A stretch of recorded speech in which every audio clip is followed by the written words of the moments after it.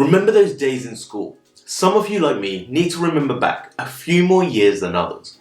But if you try to think back to all those lessons you went to every single day for around 7 hours a day, and just try to think about each one of those lessons and the subjects that you spent hours studying, revising, and taking exams on, how much of that do you actually use today? I think most people will say not much. I mean, I for one definitely do not use half, if not maybe even 90% of the things that I learned back then. If we are even lucky to live close to the age of 100, why do we spend almost a fifth of our lives mindlessly learning a whole lot of things that we never use? Well, today's video, I thought I'll address this and kickstart a series where I start to address the topics that we should have learnt at school to actually help us in the real world with our actual lives that we live. Now, if you are not subscribed to my channel, help me out by hitting that red button and sharing the video with all of your friends and family. And it will mean a lot to me if you could also smash that like button too, so you can help the YouTube algorithm recommend this video to lots more people.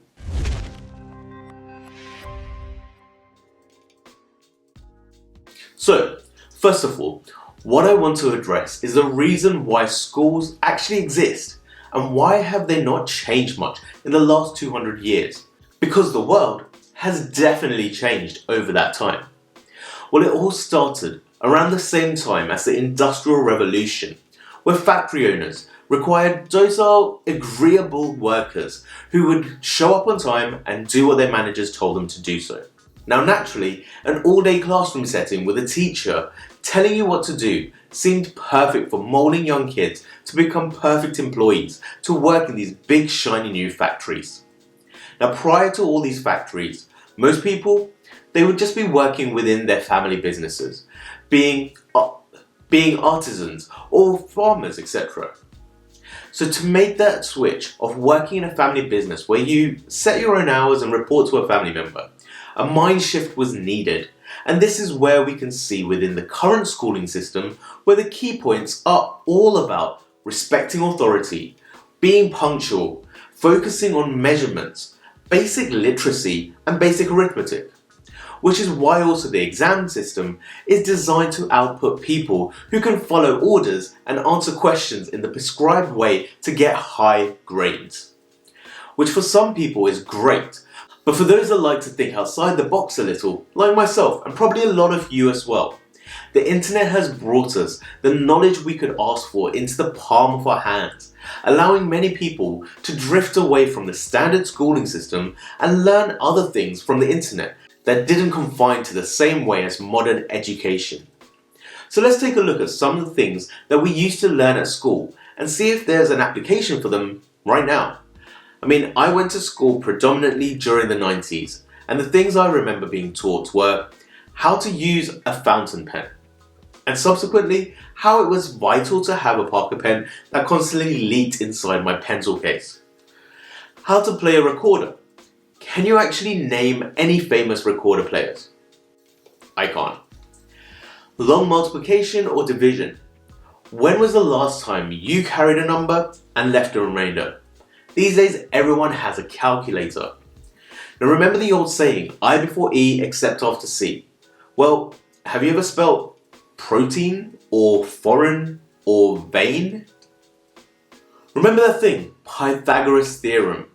To be honest, the only triangle that makes an impact in my life these days is this one. And there is no right angle and one side isn't even straight.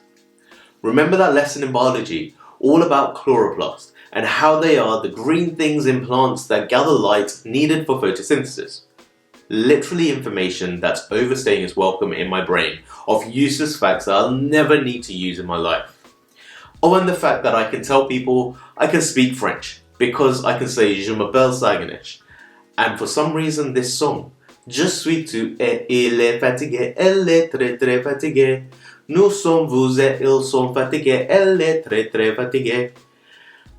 But the only time my French really became useful, Je m'appelle Claude. Je découpe plow. Was when I was able to identify that Joey was not actually speaking French. And I probably could have worked that out without any French knowledge. Now I could probably go on forever, but I think you get the gist. And by all means, comment down below the one thing that is still in your head from school that you have never had to practically use in your life at all. But it's interesting though, as the modern schooling system is designed to primarily instill discipline and not to actually foster learning, which is why kids are finding school increasingly difficult these days, because the internet is providing a multitude of ways to learn other than what is prescribed to you from school. But if we take a look at our working world at the moment right now, there are still a lot of things that go hand in hand with habits that we generated from school. For instance, the fact that your day is filled with time-bound activities. Now similarly at school, how your day would be made up of multiple lessons that were maybe 45 to 60 minutes long. Have you ever realized how your working life is structured in a similar way, where blocks of time are allocated for all the meetings? Even though we know that most tasks can never actually be contained within that time frame, but it seems to be a mindset that is carried over from our schooling days. Then we have the corporate world of accepting whatever you are assigned to do. Very similar to homework back at school. It is essentially a method to assess the performance of your work, but typically the actual quality of your work that you conduct is not really assessed.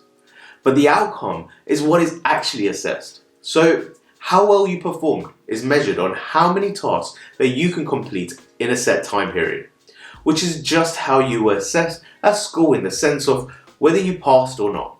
As the working world didn't care if you just managed to scrape a B in your GCSE English, or if you got the highest mark in the class.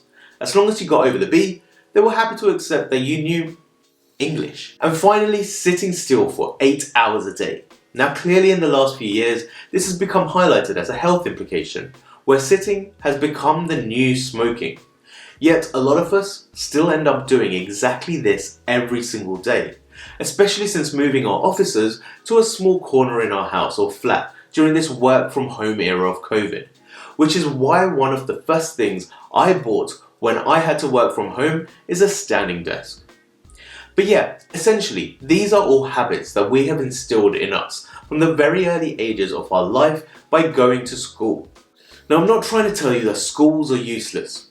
I just think that there needs to be a change towards teaching students things that are actually going to be useful in our lives.